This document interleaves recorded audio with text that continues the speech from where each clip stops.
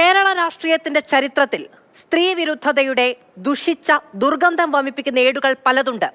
ഏത് അധികാര സ്ഥാനത്തിരിക്കുമ്പോഴും അതിനുവേണ്ടിയുള്ള പ്രയത്നത്തെക്കാളും അവിടെ എത്തിയ പ്രതിഭയെക്കാളും അളക്കാൻ എളുപ്പം ചിലർക്ക് ശരീരമാണ്. ആരാണ് അതിനിരയാകാതെയുള്ളത്? ഏറ്റവും ഒടുവിൽ കഴിഞ്ഞ ദിവസം കേരളത്തിന് മുന്നിൽ കലങ്ങിയ കണ്ണുമായിരുന്നത് കെ ശൈലജയാണ്. വ്യക്തിഹത്യ ഷാഫി പറമ്പിലിന്റെ അറിവോടെയാണ് എന്നാണ് തെരഞ്ഞെടുപ്പ് കമ്മീഷൻ നൽകിയിരിക്കുന്ന പരാതി. വിഷയത്തിൽ നേരിട്ട് പ്രതികരിക്കേണ്ട എന്നാണ് ഷാഫി പറമ്പിലിന്റെ തീരുമാനം. ഒരു പ്രതിസന്ധി ഘട്ടത്തിൽ പതറി ഇരിക്കാതെ നിവർന്നു നിന്ന് ആ പ്രതിസന്ധിയെ നേരിടാൻ ജനങ്ങൾക്ക് വേണ്ടി ശ്രമിച്ചിട്ടുണ്ട്. അത് ഞാനൊരു MP ആയാലും ചെയ്യും, ജനങ്ങളുടെ കൂടെ ഉണ്ടാകും. പക്ഷേ ഈ ജാതി വ്യക്തിഹത്യ ഞാൻ ജീവിതത്തിൽ ആദ്യമായിട്ട് നേരിടുക. ജീവിതത്തിൽ ആദ്യമായിട്ട്. അത്ര വൃത്തികെട്ട ഒരു സംഘമാണ് അവർ. നിങ്ങൾക്ക് ആർക്കെങ്കിലും ഈ ഗൂഢസംഘത്തിൻ്റെ മേൽ നിയന്ത്രണം ഉണ്ടെങ്കിൽ ദയവ് ചെയ്ത് ഇത് അവസാനിപ്പിക്കാൻ അവരോട് പറയുന്നതായിരിക്കും നല്ലത്. ഇന്നലെയും ഇന്നുമായി വടകര മണ്ഡലത്തിലെ പ്രധാന രാഷ്ട്രീയ ചർച്ച കെ ശൈലജയ്ക്ക് നേരെയുണ്ടായ സൈബർ ആക്രമണത്തെക്കുറിച്ചായിരുന്നു. ലീഗ് പ്രവർത്തകർ ഫോട്ടോകളും വീഡിയോകളും മോർഫ് ചെയ്ത് സ്ഥാനാർത്ഥിക്കെതിരെ പ്രചരിപ്പിക്കുന്നുവെന്നാണ് പ്രചരണം.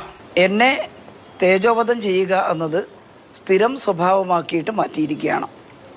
ഇലക്ഷൻ കമ്മീഷന് മുമ്പാകെ ഇതൊരു കുറ്റകൃത്യമാണെന്ന് അവർക്കറിയാം.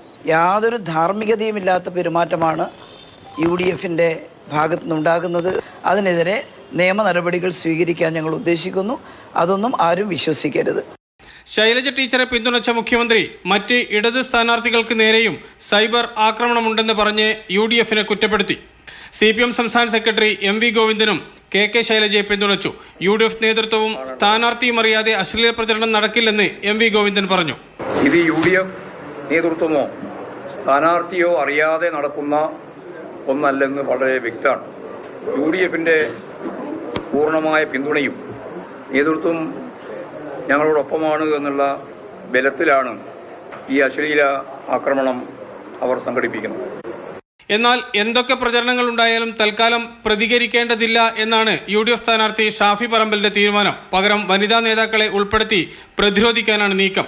നാളെ MLA മാരായ ഉമാ തോമസും KK രമയും മറുപടിയുമായി എത്തുന്നുണ്ട്. തെരഞ്ഞെടുപ്പ് കാലത്ത് CPMന്റെ സൈബർ ആക്രമണത്തിന് ഇരയായവർ എന്ന നിലയിലാണ് ഇരുവരും ഷാഫിയെ പ്രതിരോധിക്കാൻ രംഗത്ത് വരുന്നത്. മാതൃഭൂമി ന്യൂസ്, വടകര.